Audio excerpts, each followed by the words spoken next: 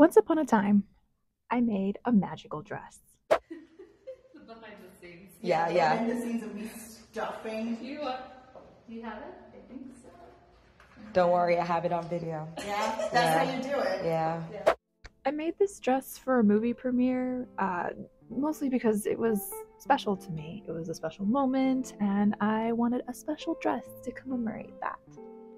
But while this dress glowed, it didn't spark the joy that I had hoped, and instead, making it was kind of a nightmare. Oh my god. Allow me to preface by saying that it's totally my fault for the lack of luster that I had originally envisioned for this dress.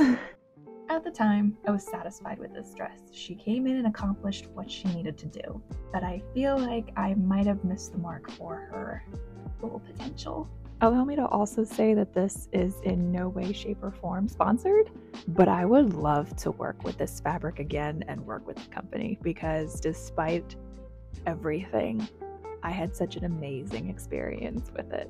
So the fabric is from Sonata, and they are a company that makes fiber optic fabric. I don't think I can say enough amazing things about this company, because everything from ordering the fabric to it arriving to actually understanding how this fabric works and how to best use it, I guess, in terms of measuring and cuts and all that stuff, it's great.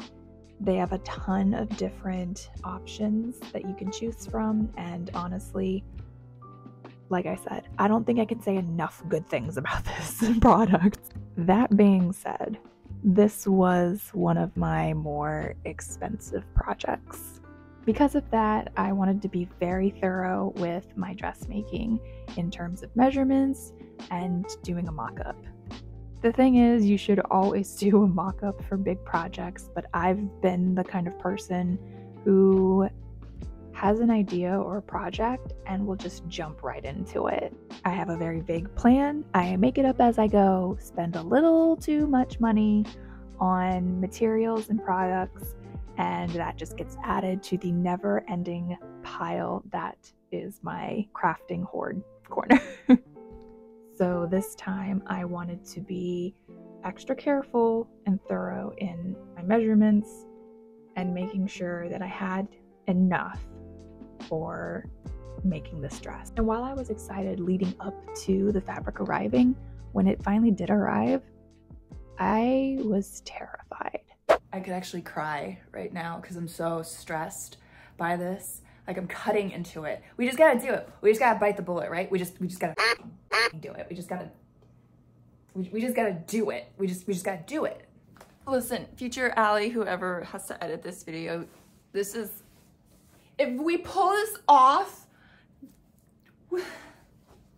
The reality of actually making this dress now really started to settle in, and I was so scared of it. What you have to understand, and it's probably a given, fiber optic fabric doesn't flow or drape like normal fabric. I had to figure out a different way to do it, especially since if you cut the fabric a certain way, you could actually end up cutting the actual fiber and no longer having it connect to a source. So you would technically have maybe a dead strip on your skirt or section of your dress, and you don't really want that for a dress that lights up.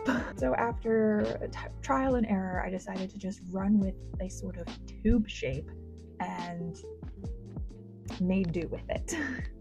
And that was just for the skirt. And honestly, it was just one of the hardest parts of this entire dress.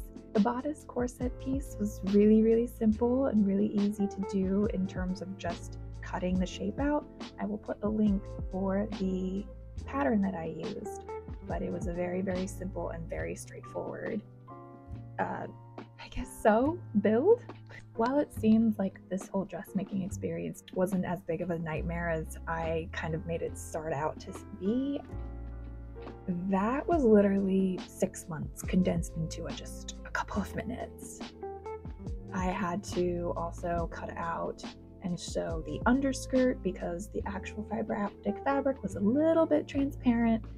So I wanted to make sure I had something to cover, I ended up using light blocking fabric, which was really comfortable in the long run, and it worked out really well. So I was very, very pleased with how I was able to sew in little pockets so that we could block out the actual bulbs for certain spots, as well as create a backdrop. So why wasn't I happy with this project? It actually goes back to the beginning, the actual hard part of the dress, the design of the dress.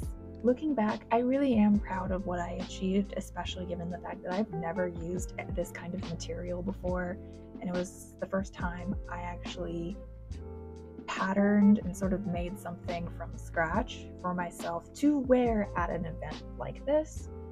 So I built up a lot of pressure for myself, and I ultimately think that's what sucked the joy out of it. I just sort of lost sight of what I wanted and what I wanted to design for this dress and just made something so at least I could show up and look pretty, because I hyped this dress so much and that was my own fault. I made tons of mistakes making this dress, but I think that's part of the joy of crafting and creating, because despite me not achieving the initial or whatever it was design that I had hoped for, because even now I don't even remember what it was, the process of making this dress was still, in a way, fun.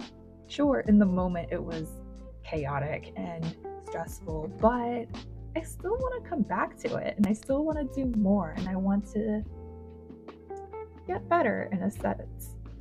So what do I do now? Because now I have this dress that is okay for me. Well, I'm going back to the drawing board, and I'm actually designing something that I like and I want, and something that I feel like I'll be happy with. So I'm gonna take what I have and we're gonna start over. But in keeping with the theme, we're gonna keep it chill and just, you know, have fun with it. So if you want to continue on with this part of the journey with me, stay tuned, because that's what this next one's going to be. So until the next one, stay awesome, my friends. Bye.